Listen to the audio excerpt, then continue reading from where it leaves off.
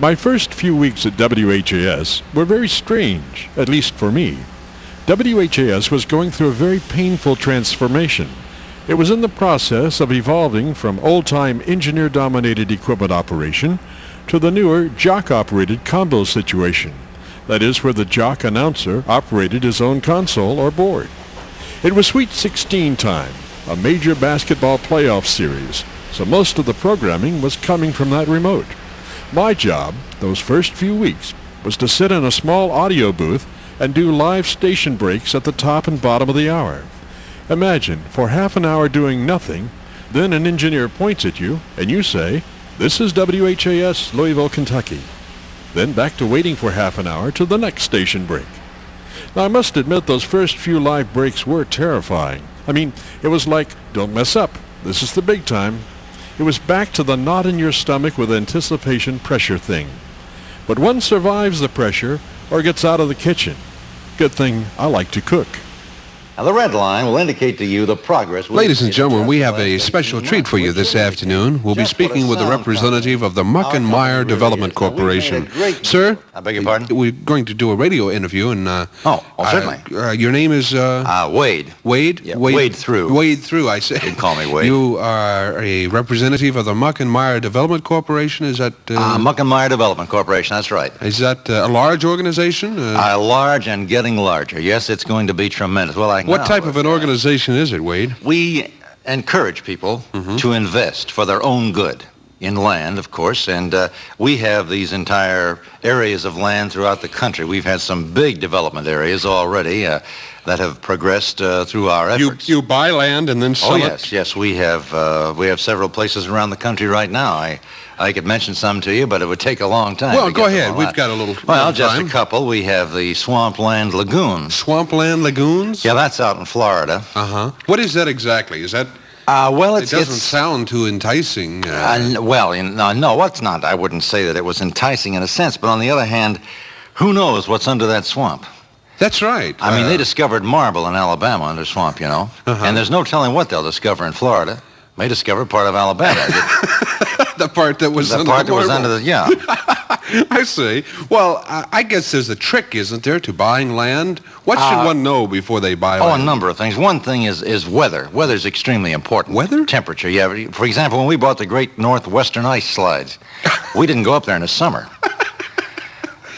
We're doing great stuff here. I mean, the way I see it, we have the Barren River Straits. We're working on that right now. That's here in Kentucky, isn't it? Yeah, and that's going to be our biggest thing to date. Could you describe that land for us? Oh, I can. Actually, it's... you've heard of an arroyo, haven't you? A what? An arroyo? No, sir. That's where rivers used to be. Well, a Barren River is going to be sort of seasonal. I mean, we have there so sometimes there's water, sometimes there's not. We have the Moses tributary that comes in once a year. And actually, the homes there are going to be on pontoons. Yeah, with 100-foot ropes tied to shore. And as a side company, in case there's a little trouble, we have the anchor and boat service. I see. Yeah, it's going to be a terrific thing. Listen, you wouldn't like to make a little investment, would you? How much could one buy a plot of land for in the Barren River Straits? Well, let me put it this way. You may think it's a big investment, but our down payment is so low. Our down payment is, well, I'll tell you what we'll do for you. We'll give you an acre of bottom land right in the Barren River for $50. And that's only a beginning. Because the bigger that river gets, the more your money for it. I suppose it would be. Oh, yes. You'll have fertile land there. Think of your undersea crops. I mean, oceanographers want that area. But we're keeping it for working people like yourself, a family man. You're a family man, are you not yes, married? Yes, sir. That's right. You're a salaried individual. We keep it for people like that because there's too many rich people in this country right now. At least that's the way I've always felt. How did your company come about with its name, Muck Mire? That's... Well, it is kind of catchy. Yes, it is.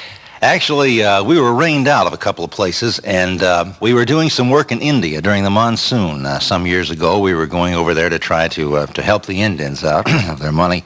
And it got rained on. They call them the monsoons over there. And actually, we were pretty well bogged down. We were going to call it the Bogged Down Construction Company. But there was one of the fellows married a girl whose maiden name was Bog. You know how that is, and it gets to be a mess. So we call it Muck Mire. Muck Mire. Yeah. And it's got a lusty type of old Western... Yeah, and it helped us because they were a couple of our creditors, and they let us use the name. You name something after somebody, they feel good about it, Anyway, it's been a terrific hit ever since that name, as a matter of fact. We started to go straight up. We got the plane out of there as quick as we could, and went to Idaho for a while. Idaho's a big potato. From India to Idaho. Yeah, we like really the eyes. hung up on the eyes. Yeah, the eyes have it. And at least that's what I've always said. Well, how long have you been with the Muck Mire Development Corporation? 12 days. But the company's... Having only been with the company for 12 days, how do you know all this stuff about the company?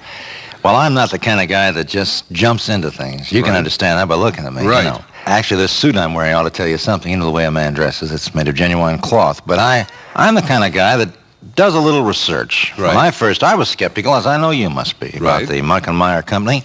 But I did a little research, and I found out that there was a lot of land on their property. And I thought, well, this must be a good place to get in, to go to work for these people and find about. So I went over, and they said I was what they were looking for. A guy who really knew where it was and was going to try to get it. And you were hired right on the spot? I was hired right on the spot, actually, because we didn't have any chairs in the office. And I went right to work immediately for them. I took their brochure, and I read the page through. And... I knew right away that, those 12 sentences were going to make me a rich man.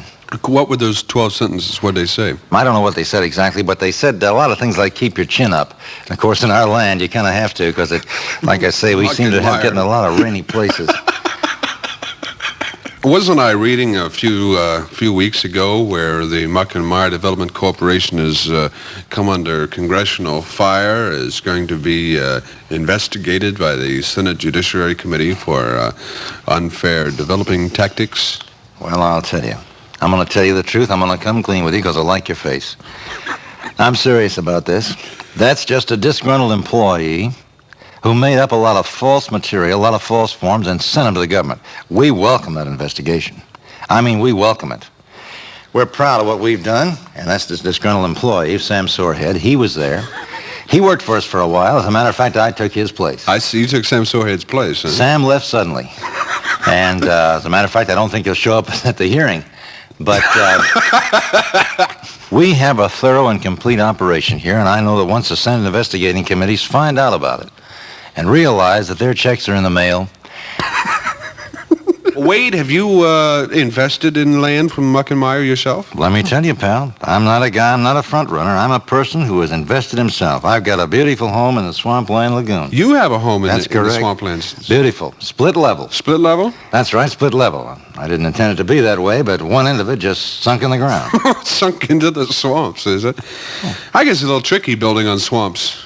Well, it's a little tricky, actually, but if you're fast on your feet, you can get out of there alive.